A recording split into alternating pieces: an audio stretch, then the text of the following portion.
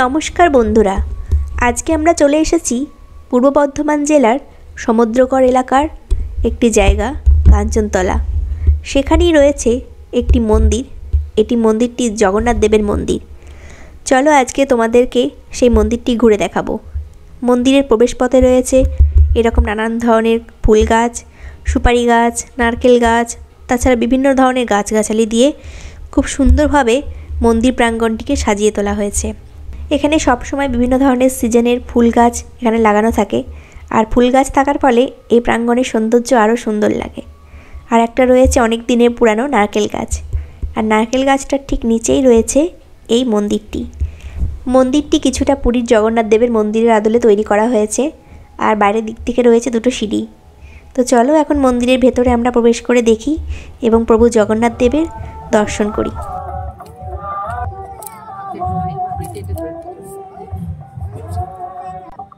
এখন প্রায় সন্ধে হয়ে এসেছে, কিন্তু এখনও পুরোপুরি সন্ধ্যা হয়নি। এখন 4:30-5টা মতন বাজে।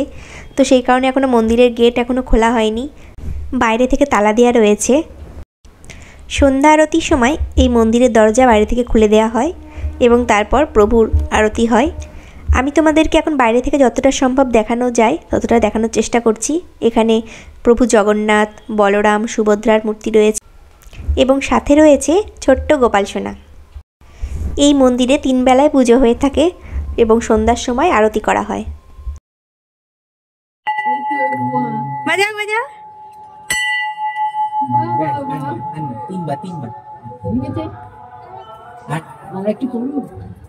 বাজাও বাজাও।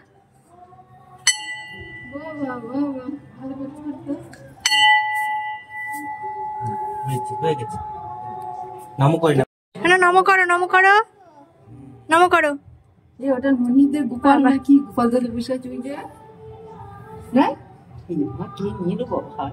এই মন্দিরটি যিনি তৈরি করেছেন তিনি তার পিতামাতার স্মৃতির উদ্দেশ্যেই এই মন্দিরটি তৈরি করেছেন এবং এই মন্দিরটি তৈরি হয়েছে মাত্র 1 বছর হলো।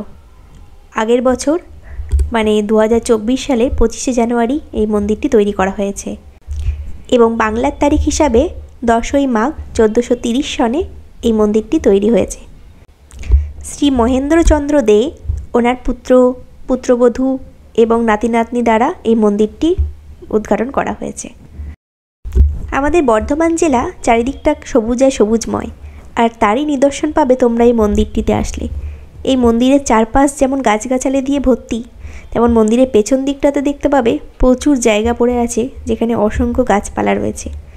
আর এখানে আসলে একটা শান্ত, স্নিগ্ধ, শীতল হাওয়া অনুভব তোমরা করতে পারবে। তোমরা অবশ্যই একবার এখানে এসে ঘুরে যেও। এই মন্দিরের প্রথম বছর এবছর রথ উদযাপন করা হয়েছে। যেহেতু জগন্নাথ দেবের মন্দির, রথ উৎসব পালন করা হয়েছে। এলাকার সমস্ত মানুষজন মিলে খুব আনন্দ সহকারে এই উৎসবে যোগদান করেছিল। তো দেখতে পাচ্ছ প্রায় সন্ধে হয়ে এসেছে। এখন মন্দিরের লাইটগুলো জ্বেলে দিয়েছে। তো চলো মন্দিরটা লাইট জ্বালার পর ঠিক কতটা সুন্দর লাগছে বাইরে থেকে সেটা তোমাদের সাথে একবার শেয়ার করে দিই।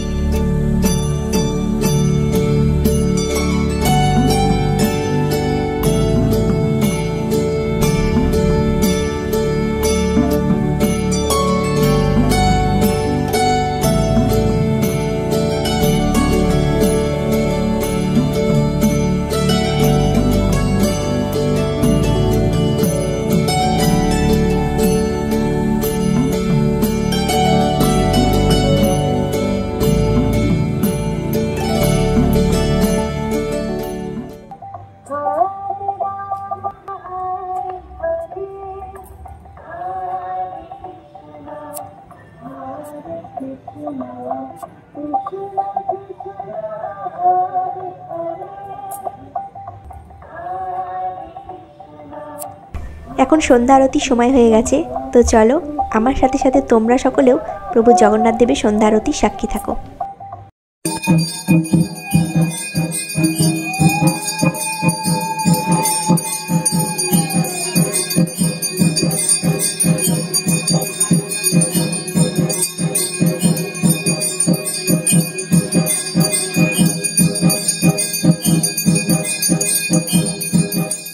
মন্দিরটা সিঁড়ি দিয়ে বাইরে নেমে আসলে এখানে রয়েছে একটা তুলসী মন্দির মতন, ওই মন্দিরের আদলে একটা ছোট্ট মন্দির তৈরি করা হয়েছে। আর সন্ধ্যা আরতির সময় তোমরা যে কাঁসর ঘণ্টার আওয়াজ পাচ্ছিলে, সেই আওয়াজটা কোথা থেকে আসছে চলো সেটাও দেখে নাও।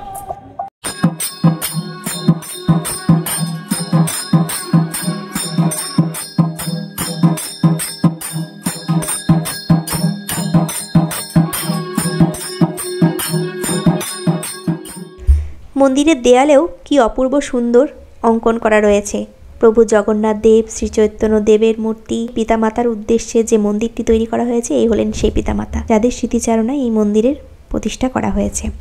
তোমরা যদি কখনো পূর্ব বর্ধমান জেলার কালনাই মন্দিরে দর্শনে আসো, এই জায়গাটিও একবার ঘুরে যেতে পারো। আশা করি ভালোই লাগবে তোমাদের।